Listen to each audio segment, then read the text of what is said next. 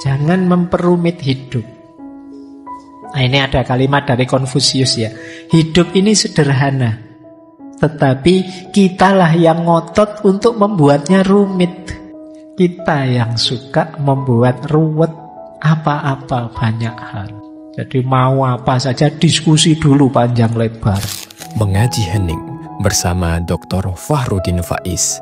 Mari kita simak. Assalamualaikum warahmatullahi wabarakatuh.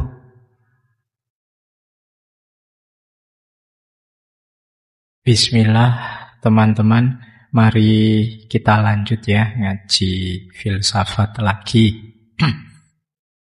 Saya lanjut.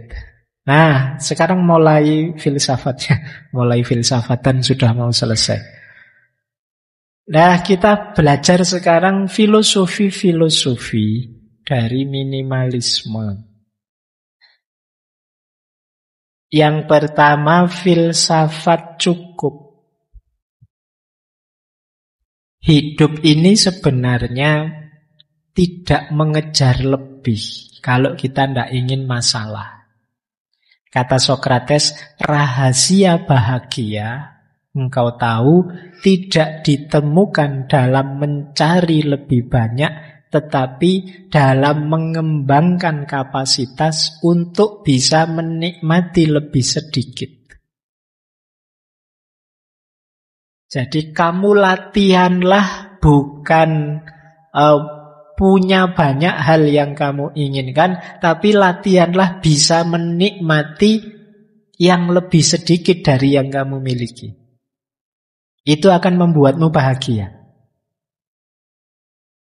Jadi kembangkan dirimu ke level bisa menikmati yang sedikit, bukan ke level punya banyak hal, punya banyak barang. Nah, nanti kalian akan bahagia.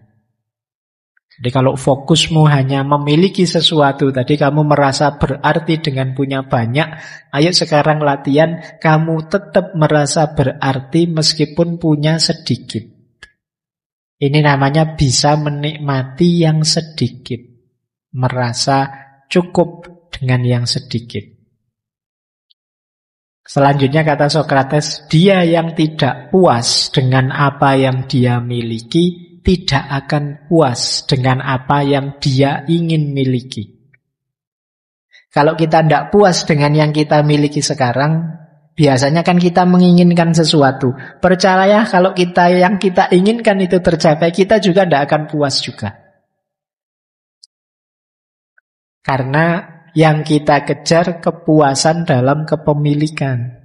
Sementara manusia itu punya tabiat tamak tadi. Kalau sekedar keinginan, tidak pernah ada habisnya. Coba kalian tanya, siapa orang paling sukses di dunia? Terus kamu tanya, sudah selesai kah? Tidak pengen apa-apa? Mesti masih banyak. Masih pengen ini, masih pengen itu. Tidak ada habisnya.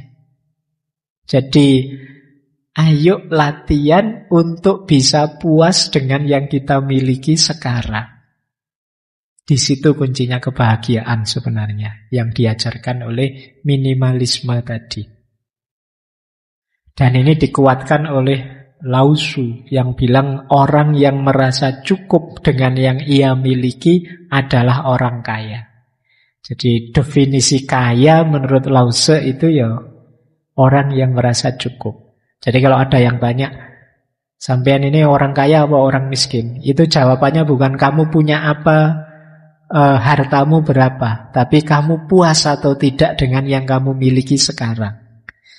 Kalau kalian merasa puas dengan yang dimiliki sekarang, kalian orang kaya.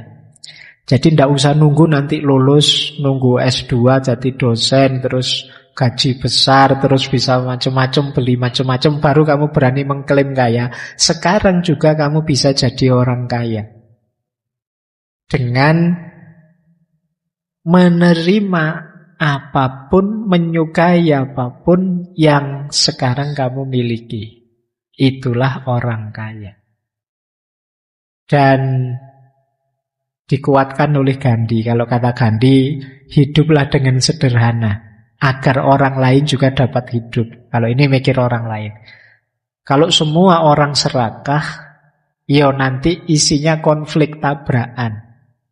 Kita harus ngerti kapan kita berhenti. Sudah, saya sampai ini saja, biar yang lain dapat space.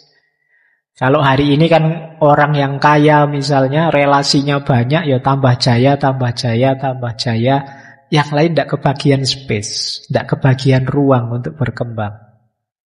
Nah, sekarang dibalik, saatnya kita berbagi. Meskipun sekedar berbagi waktu, berbagi ruang, berbagi kesempatan untuk yang lain. Dengan kita berhenti mengikuti ketamaan kita. Jadi rumus filosofis pertama, hidup minimalis itu merasa cukup. Kita kaya sudah dan tuntas hidup kita. Yang kedua, rumusnya minimalisme itu adalah keinginan. Nah, tadi kita diminta membedakan antara keinginan dan kebutuhan. Ada quotes dari Diogenes, teman-teman mesti hafal filosof nyentrik ini. Kata dia, sifatnya dewa-dewa itu tidak butuh apapun. Karena dewa sudah mampu segalanya. Nah, berarti apa? Kalau kamu ingin meningkat kualitasmu seperti dewa, kamu tidak usah menginginkan apapun. Jadi kalau istilahnya Diogenes, God-like person, manusia yang seperti dewa. Mungkin teman-teman pernah dengar istilah manusia setengah dewa. Setengah saja ya, karena kalau sepenuhnya nanti berat. Manusia setengah dewa itu bukan manusia yang mampu segalanya, enggak. Kalau versinya Diogenes, manusia yang mampu tidak menginginkan apa-apa. Jadi yang mampu mengendalikan keinginannya. Ini manusia setengah dewa. Kenapa setengah dewa? Karena manusia itu kecenderungannya tamak, ingin memiliki apa-apa. Begitu dia mampu mengendalikan keinginan, tidak butuh apa-apa, itu dia levelnya tinggi. Ini kata Diogenes. Atau ada dua quotes yang terkenal dari Arthur Schopenhauer. Kata dia, akan lebih baik jika tidak ada apa-apa. Berarti kita tidak punya apa-apa, itu lebih baik. Karena ada lebih banyak rasa sakit daripada kesenangan di bumi ini. Setiap kepuasan hanyalah sementara. Menciptakan keinginan baru dan kesusahan baru. Jadi kalau kita mencapai satu kepuasan tertentu, kalau itu levelnya manusia, itu kan sifatnya sementara. Terus kita ingin lagi, ada keinginan baru. Kalau ada keinginan baru, ada kesusahan lagi yang baru. Ini filsafat kehendak atau filsafat keinginan dari Arthur Schopenhauer. Jadi kata dia, hakikatnya hidup itu menderita. Kenapa? Karena kita menjalani hidup dengan dasar keinginan. Orang ingin ini kan sakit. Ingin itu kan berarti ada sesuatu yang ingin dia target dan belum terpenuhi. Itu kan menyakitkan. Pengen punya mobil, pengen punya pacar, pengen lulus cepat. Itu kan keinginan berarti belum terpenuhi. Diri kita merasa sakit, menderita, sampai keinginannya terpenuhi. Sementara ketika keinginan terpenuhi, manusia kan tidak selesai. Ada lagi keinginan yang baru.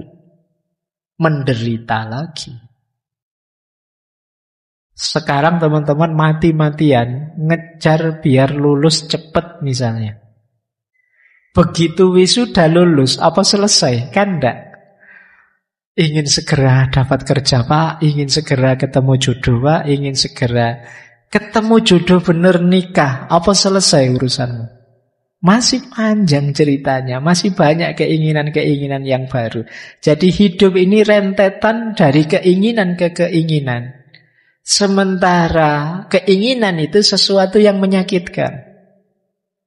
Berarti hakikatnya hidup ini ya penderitaan.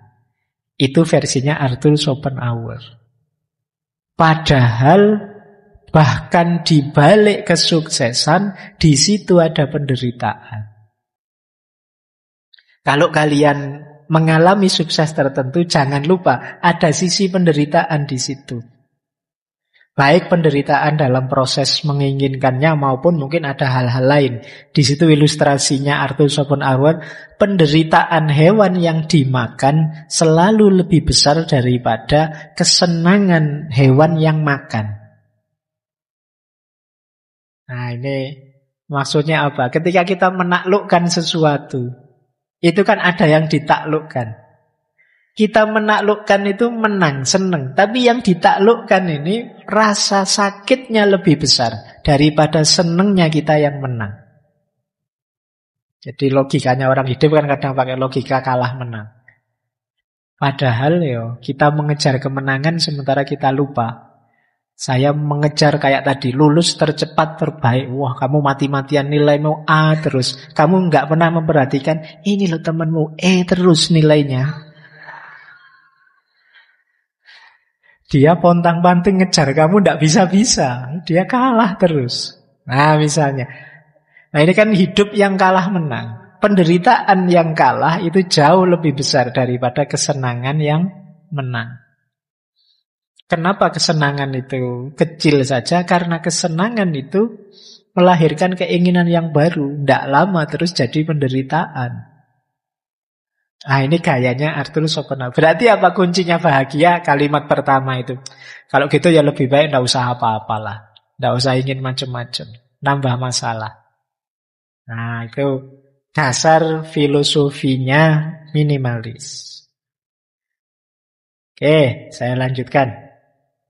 Nah, ini beberapa juga saya ambil dari Stoikisme. Banyak orang tadi saya bilang mengaitkan minimalisme dengan stoikisme. Karena memang gagasan-gagasan stoikisme itu banyak yang relate dengan minimalisme. Misalnya itu ada kalimat dari Epictetus. Kekayaan itu tidak terdiri dari memiliki banyak harta, tetapi memiliki sedikit keinginan.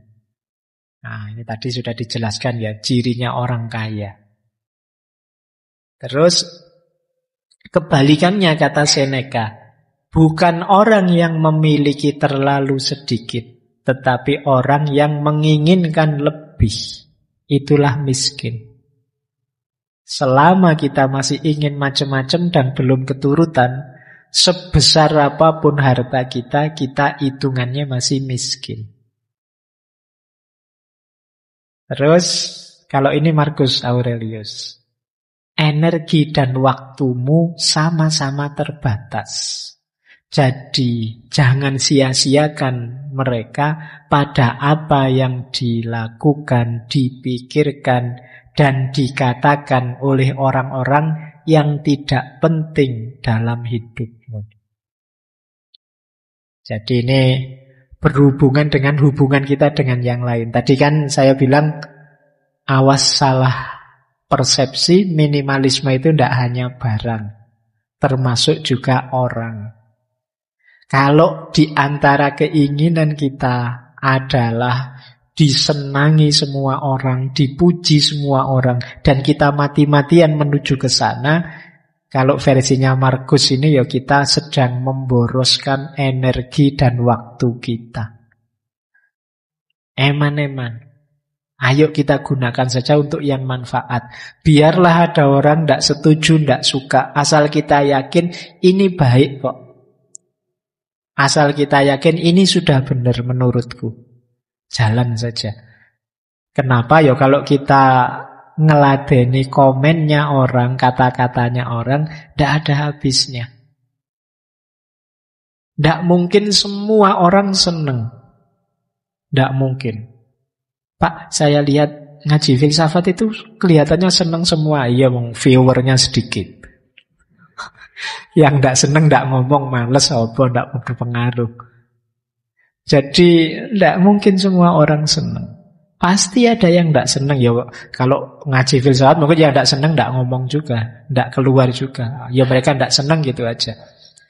Jadi tidak usah fokus ke sana. Kalau mikir ke sana nanti jangan-jangan waktu dan energimu habis untuk yang tidak penting.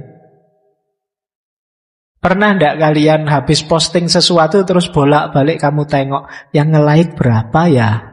Yang sudah nonton view berapa ya? Kalau kamu sering begitu ya kemungkinan energi dan waktumu habis. Sudah, kalau kamu anggap postinganmu penting, posting saja. Selesai. Terserah orang apresiasi atau malah buat kontroversi, ngeritik, ya monggo saja. Tapi saya tahu yang saya posting ini baik. Nggak usah ngukur komentarnya orang dan lain sebagainya. Nah, ini nasihatnya Markus. Bersih-bersihnya juga, ini termasuk contoh bersih-bersih orang lain yang nggak penting. Maka dilanjutkan oleh Markus dengan memprioritaskan hal-hal yang tepat, keluarga, teman, usaha, kesejahteraan, engkau akan menemukan kepuasan dan harmoni. Jadi kalau tadi sudah bersih semua, barang yang tidak penting, teman yang tidak penting, situasi yang tidak penting sudah bersih, di situ kita ketemu harmoni dan kepuasan dalam hidup. Nah, baik. Ini filosofi selanjutnya. Nah, filsafat minimalisme lagi berhubungan dengan menemukan yang lebih hakiki dan berguna. Jadi tadi intinya kan ini sebenarnya, kenapa sih harus dibersihkan, dibuang, diseleksi, dibagikan? Karena tidak hakiki atau tidak berguna. Kata William Morris, jangan engkau memiliki barang yang tidak kau ketahui gunanya atau tidak kau yakini keindahannya. Jadi parameternya dua malah ini, guna dan keindahan.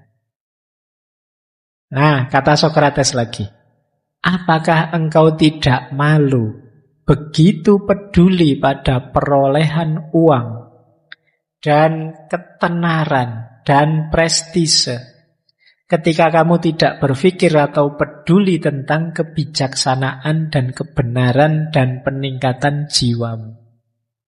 Kita itu sering lebih nganggap penting uang, ketenaran, prestise. Prestise itu berarti gengsi. Ketenaran ya nama besar di tengah masyarakat. Uang, kekayaan. Kita sering lebih fokus ke situ daripada yang lebih hakiki. Kalau versinya Sokrates yang lebih hakiki, kebijaksanaan, kebenaran, dan peningkatan kualitas jiwa kita. Ayo fokus ketiga yang hakiki ini dan buanglah fokus ketiga yang awal. Uang, ketenaran, prestis. Bukan berarti kita jangan kaya, bukan berarti kita tidak usah terkenal atau apa. Uang, ketenaran, prestis itu efek saja, implikasi logis saja. Kalau kita serius mengejar kebijaksanaan, kebenaran, dan peningkatan jiwa. Jadi kalau kita serius dalam hidup ini, menjalaninya sebijaksana mungkin, sebenar mungkin, dan melakukan perbaikan diri terus-menerus, insya Allah ya kekayaan akan datang. Uang itu otomatis datang. Ketenaran juga akan datang. Prestis, gengsi juga akan hadir. Tidak usah khawatir. Yang sifatnya niscaya tidak usah kamu kejar. Kalau saya kerja keras ya otomatis uang datang. Kalau saya ngomong yang baik-baik, yang benar-benar dan cocok untuk banyak orang, ya otomatis saya akan dikenal orang. Kalau saya melakukan yang baik-baik terus, ya otomatis punya nama baik di tengah masyarakat sudah. Itu implikasi logis. Tidak harus kamu jadikan target. Nah, ada lagi quotes, isi hidupmu dengan pengalaman, bukan barang. Miliki banyak cerita untuk dikisahkan, bukan barang untuk ditampilkan. Jadi alih-alih ngumpulin barang, yuk ngumpulin pengalaman. Tambah pengalaman sebanyak mungkin, biar nanti ada yang diceritakan untuk generasi yang akan datang. Jangan sampai besok kalau kamu dongeng ke anakmu, Pak, Bapak dulu waktu muda gimana sih? Gimana ya Le, ya Bapak yo biasa-biasa saja, tidak ada ceritanya. Itu kan ya tidak enak. Yuk bikin cerita, tulislah dongengmu yang luar biasa, biar bisa dikisahkan pada anak-anakmu. Bapak pernah ini loh, pernah itu, dan lain sebagainya. Jangan sampai bingung sendiri kamu. Yo Bapak yo sekolah, terus kerja, terus kawin, terus kamu lahir. Cokopet ceritanya. Nah, tidak ada yang istimewa.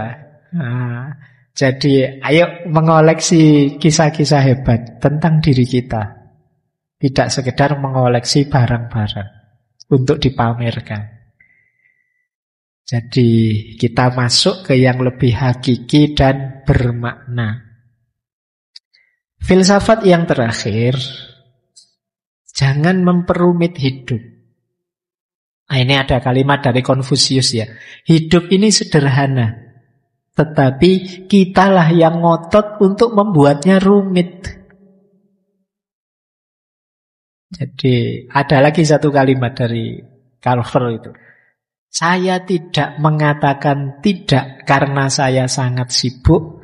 Saya mengatakan tidak karena saya tidak ingin terlalu sibuk. Ini maksudnya tidak ingin terlalu ruwet, tidak ingin terlalu rumit. Jadi ini nasihat dari Konfusius. Hidup ini sederhana, kita seringkali bikin rumit, bikin ruwet.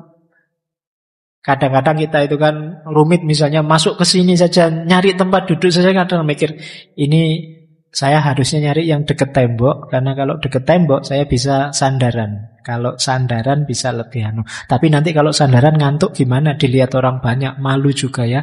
Kalau begitu sandarannya yang biasa saja agak miring gitu. Nanti ruwet, wong tinggal masuk duduk saja, mikirin jelimet. Mau masuk ke sini mikir, ini saya harus datangnya tengah-tengah biar nggak terlalu nyolok. Kalau duduk terlalu depan malu dilihat Pak Faiz, terlalu belakang nggak dengar. Agak tengah-tengah asal nggak anu. Kita terlalu jelimet, terlalu rumit memikirkan hidup. Ada quotes itu yang saya ambil menarik, yang judulnya Why Complicate Life? Kenapa sih kita bikin hidup itu ruwet?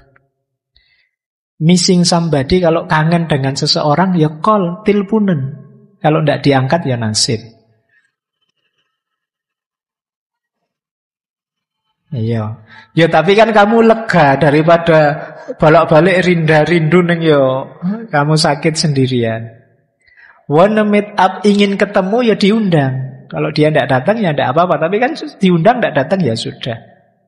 Kalau kamu ingin dipahami orang ya jelaskan. Kalau kamu punya pertanyaan ya tanyakan. Kalau kamu tidak suka bilang saja. Kalau kamu suka ya ucapkan. Kalau kamu ingin sesuatu minta.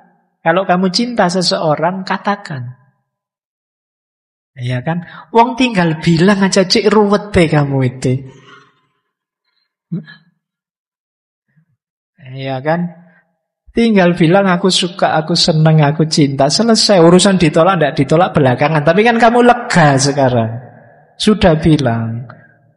Kadang-kadang kan kamu mikir terus ini, waduh gimana ya, rasa ini ku bawa kemana. Ya, salahmu dewe.